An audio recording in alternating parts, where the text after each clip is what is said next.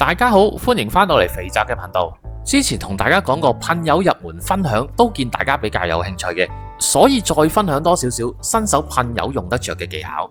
如果你係第一次瀏覽我嘅頻道，我嘅頻道就係主要介紹一啲做基本模型處理嘅手法，同埋一啲我自己做改裝模型片段嘅分享。同時我亦都有做模型代工嘅，有興趣歡迎 PM。對呢類影片有興趣嘅朋友就記得訂閱啦。對新手嚟講，其實噴油最大嘅問題都係一係噴得過多，一係就噴得過少嘅啫。咁所以今集就會集中去講翻呢一樣嘢啦。我就會首先用底灰去做一個示範。其實底灰係比較容易出現自己都唔知道噴得過少嘅問題。始終顏料噴得過少就你自己好明顯見到嘅，個色上唔夠就係噶啦。但係底灰只係一個夾層，你之後再會噴顏料上去呢，你就未必會意識到自己係噴得唔夠或者過薄嘅。咁喺呢個獨白開始嘅時候，其實我後邊段片已經做緊呢個示範噶啦。畫面上面就係見到呢一嚿係噴得過少底灰出到嚟嘅效果。呢隻係我而家做緊嘅 High Grade 京寶矾嘅大髀，因為我同佢改咗個比例啊。中間加咗5mm 嘅膠板去做一個加長，令到個件有兩截完全唔同嘅底色，分別係白色同藍色。咁而家大家就可以好清晰咁樣見到，雖然底灰係已經噴咗上去，但係依然分得清個底色嘅分別。呢個就係最明顯做得唔夠底灰嘅狀況啦。造成咁樣嘅狀況呢，主要原因係會有兩個嘅，其中一個可能就係你嘅底灰開得太稀啦。試下攪勻支底灰先至再開多一次呢，可能呢個問題已經解決咗噶啦。第二個可能就係你做噴灰嘅距離係太遠，或者嗰支噴筆嘅出力太輕，所以如果你噴完灰之後，發覺你仲隱約見到個件本身嘅底色嘅話呢，即係你需要做多次噶啦。我而家就會示範多一次我自己點樣噴灰啦。大家可以見到我噴完之後係完全見唔到膠件本身嘅顏色，係完全俾個底灰覆蓋咗嘅。同時間你見到表面濕潤，亦都唔會有過多或者過厚嘅底灰積聚，咁就算做噴好咗個底灰噶啦。乾咗之後比較一下，大家就會睇得更加清晰，因為兩個部件個底色都係同一隻藍色，拍埋一齊，畫面上面就更加可以見到個分別啦。亦都俾大家一個參考啦，底灰上得夠呢，就唔會俾原來部件嘅顏色影響得到嘅。第二個要同大家分享嘅就係點樣去處理一啲遮蓋力弱嘅顏料。講緊嘅譬如係黃色、白色呢一啲，佢個遮蓋力係明顯低啲嘅，即係話你就算大啖噴上去個膠件度，你都係會見到佢好似稀潺潺咁樣，同時間你仲可以見得到膠件本身嘅底色。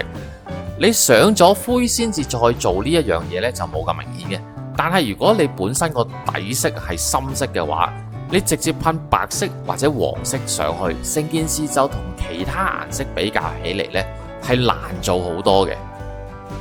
呢個就係頭先我用白色噴出嚟 NT1 嘅盾牌。乾咗之後就更加明顯見到啦，有更加多嘅白色聚咗喺件嘅邊緣位置，比較中間嘅位置呢，就可以見到個白色係薄少少，甚至係有少少見到原件嘅底色，又或者可以明顯咁樣見到有一個色差出咗嚟，亦都可以話佢係比較唔咬件嘅一個顏色。我自己處理呢一類型嘅顏料呢，就會喺噴油嘅中間加多一個步驟。成件事會變得容易好多。首先，譬如白色咁樣計啦，我就唔想底灰用個深色嘅膠件去做示範，我就會好輕力薄薄地噴咗一層喺個件上面度先。一個件正常有6面啦，你就要全部都噴晒嘅，就花少少心思，記住自己噴嗰6個面嘅次序。當你成個膠件都噴過咗一次之後，你就可以沿住原本嗰個次序再做多一次噴油嘅動作，而今次呢，你就可以用翻正常嘅力度去噴啦，因為你已經有一個好薄嘅顏料半乾嘅狀態之下幫你打咗底呢，呢個時候做上色呢，就會變得容易好多啦。但係我亦都要提醒各位一次啊，我自己所有嘅油性漆開油嘅比例全部都係用1:1.5嘅。若然你係習慣咗講緊係開稀啲，開1:3嘅話，概念你係可以照用，但係實際上操作起上嚟，噴油嘅層數就可能真係會有出入啦。可能你係需要噴2層甚至3層先至可以做得個完美嘅上色效果。呢個部分就真係冇得講死啦。始終大家用嘅泵、噴筆、噴油嘅環境，甚至講緊係當日天氣嘅濕度，對成個噴油嘅作業出嚟效果都可以有一個幾明顯嘅影響。呢度俾大家睇翻先，我喺一隻京寶帆嘅腳上面就淨係上咗底灰嘅啫，另外一隻我就直接噴白色油嘅，就俾大家睇咗先個分別喺邊。個白色油我就用正常嘅手法去噴嘅啫，咁睇翻個反光面，其實我都算做得順滑嘅，但問題依然一樣有，就係話比較多白色嘅油聚咗喺個圓邊嘅位置，而中間嘅油呢就真係比較薄啦，就可以見到有一個色差喺度嘅。咁樣嘅燈光之下，畫面上面就應該睇得清楚啲嘅。去到一啲比較 sharp 嘅邊緣位置，甚至見到有個咁樣嘅狀況，就係白色油係完全上唔到個邊線啊！喺呢個邊位直頭見到膠件本身嘅底色，即係俗稱走咗光啊！亦都可以顯示到白色油咧咬件嘅能力係低啲嘅。而呢一件就係我頭先影片入邊示範，首先薄噴一層白色打底，等佢半乾之後再噴多一層白色上去嘅。睇翻個反光，其實見到成個噴油亦都同時間做得好順滑。再轉一轉俾大家睇下其他嘅面噴成點樣啦，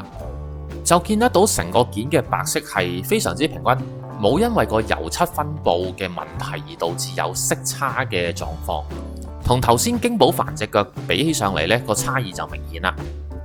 再將兩件嘢拍翻埋一齊啦，咁我都試咗用好多唔同嘅燈光底下邊個效果明顯啲呢？咁而家用個黃光打落去，應該畫面上就最睇得清楚分別喺邊度。左邊嘅件有部分嘅位置係有一個深淺嘅色差，同埋近下邊邊緣嘅位置嗰啲油係明顯厚咗嘅。右邊嗰個件有參照物比較之下，就明顯見到油量分佈係好平均，同埋係冇色差。同時左邊件上面喺啲尖銳邊嘅位置呢係上唔到白色油，但係喺右邊嘅件呢就完全冇呢個問題發生啦。頭盔都戴翻實先啦。噴油嘅時候遇到問題呢，永遠都唔係得一個解決方案嘅。但係你係新手，同時間你又想噴呢啲遮蓋能力比較低啲嘅顏色，試過2、3次都搞唔掂啦。咁你又可以試下我呢個方法幫唔幫到你啦。見到呢個特效又知道係一啲傾偈嘅環節啦。嚟緊我嘅影片呢，可能再唔會好似之前咁樣成10分幾鐘咁樣去做一段片，因為比較長嘅影片後製要用到嘅時間就真係太多啦。如果我而家要計埋正職、影片同埋代工3件事之間去攞個平衡嘅話，咁影片呢一度就只能夠拍啲比較短啲嘅啦，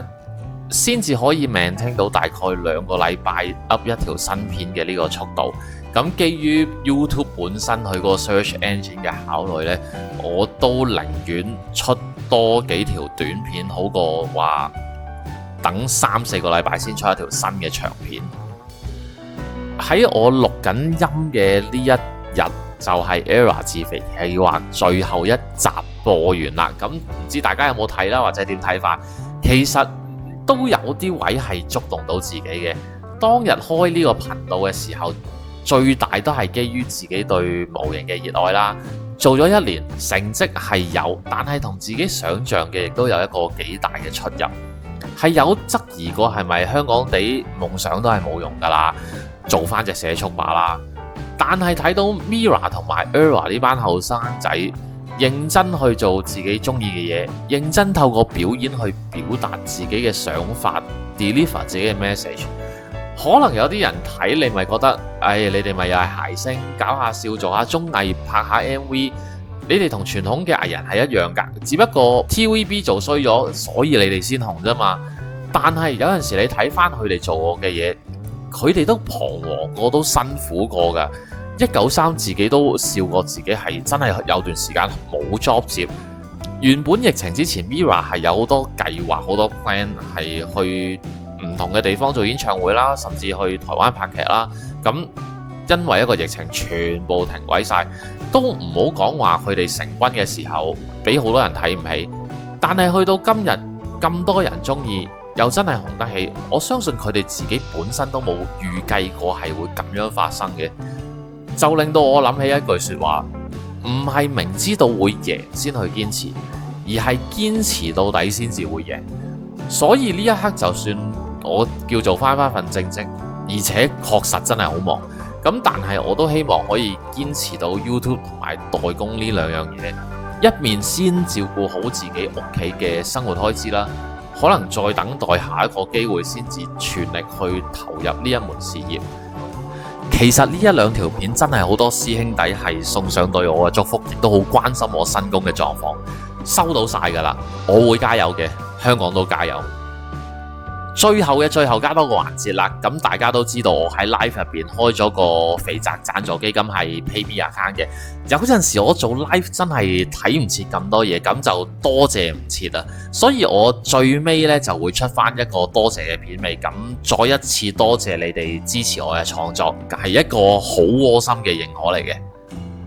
今條片嚟到呢度啦，有咩問題歡迎留言，如果中意影片嘅話就記得 like、subscribe 同埋 share。想再進一步支持嘅可以加入會員。另外每隔一個禮拜日嘅9點鐘我都會開 live 同大家吹下水嘅，得閒就上嚟傾下偈啦。我係肥宅模型，我哋下條片再見，拜拜。